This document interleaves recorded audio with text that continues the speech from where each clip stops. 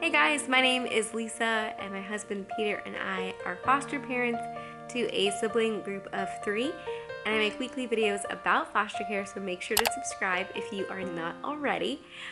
And I also just recently added channel memberships.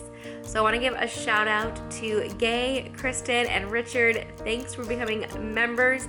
Members get extra perks. Definitely go ahead and check out the join button below to see how you can get some extra perks, including bonus videos.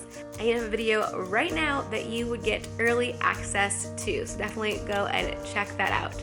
But today I want to talk about this book, Argo Me.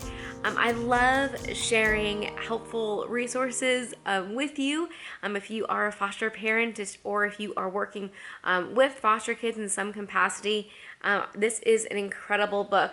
The author is Chandra Ippen, and if you remember, I actually shared one of her books before here on the channel on the book You Weren't With Me, which is an incredible book for kids who are dealing with separation from parents for whatever reason, maybe military, maybe jail, or maybe because of foster care. So the author actually saw that video and she reached out to me and said, hey, thank you so much for sharing that. I love the idea of this book being used to help with reunification. And she shared that she just wrote a new book, Argo Me, and that this is more designed for foster kids. So I want to share this with you now. Argo and Me. I'm going to start with the back cover description. Argo Me is a story about a puppy and a child who've each had multiple homes and tough times. Together, with the help of family, they figure out what scares them. They learn that they are lovable and they find safety and home.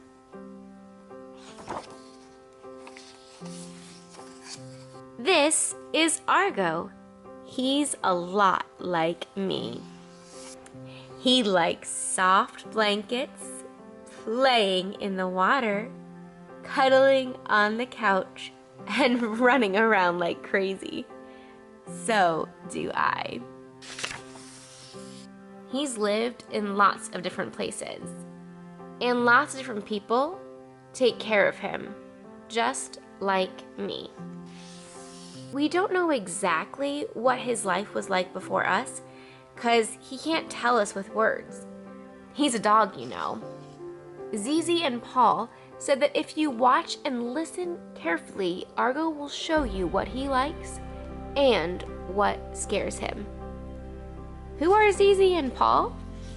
Oh yeah, they're Argo's friends from the animal shelter. When they first met Argo, he was so scared. He wouldn't eat and he would hide whenever they came in the room. Zizi and Paul sat on the floor and they didn't move. They did this for days. Then, one day, Paul started playing harmonica real soft. Argo listened for a while, poked his nose out, and then came and sat right next to them. That was a happy day. When we first met Argo, Zizi and Paul said it might take time to earn his trust. People had not always been kind. Some people had hurt him, and Argo didn't know that we were different. I told Argo I knew just how he felt. Some people I lived with before had big problems, and they didn't always take good care of me. Sometimes I worried about new people and new places. Sometimes I felt scared and didn't know why. My family knew we would all need to be patient and show Argo that we are loving and kind. We got him good food. We played games together, and we watched carefully to learn what scares him so we could help him feel safe and loved. Some things like thunderstorms and loud noises scare Argo more than most people.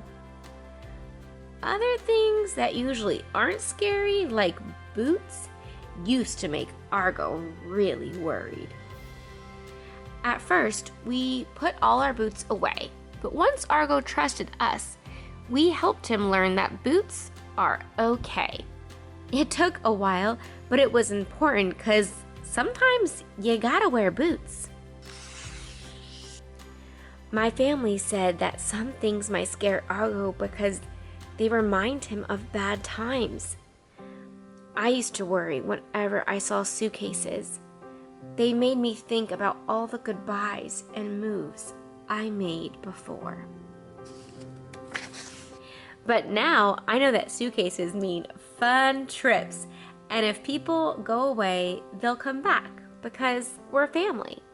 For Argo, we learned the most scary thing is when we get mad or sad. We think bad moods remind Argo of bad days.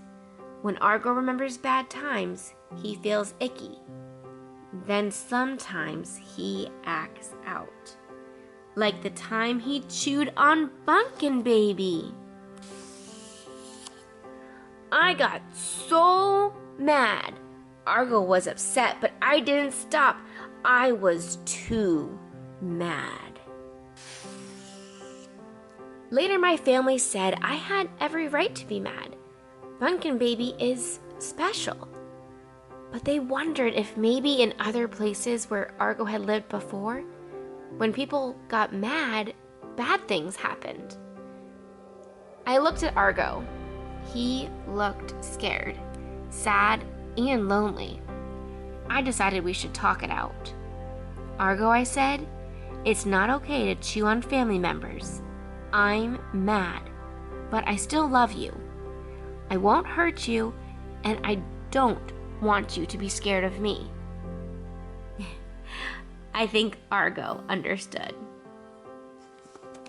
After we made up, we went to the park. Argo loves the park, and so do I. Zizi and Paul were there. They were happy to see Argo. Paul played harmonica, and Argo sang along. It's good to see old friends.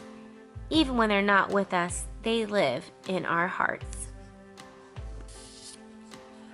Argo has so many people who care about him. He's learning that most people are good and kind.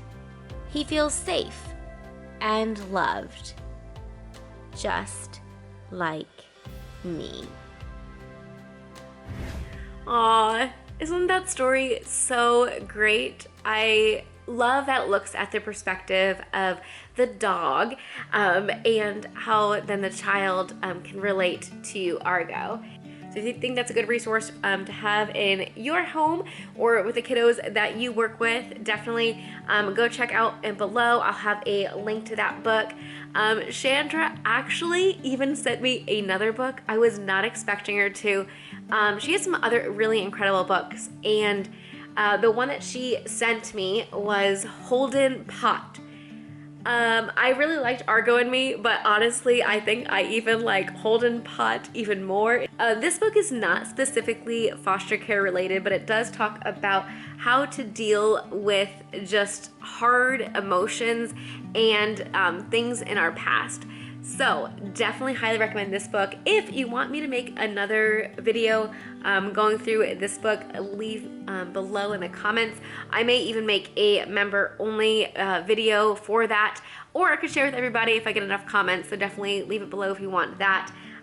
She also wrote a book called Daddy Waves and Mommy Waves, and talks about specifically moms and dads who are struggling with like mental illness, maybe substance use, and to help a child work through those.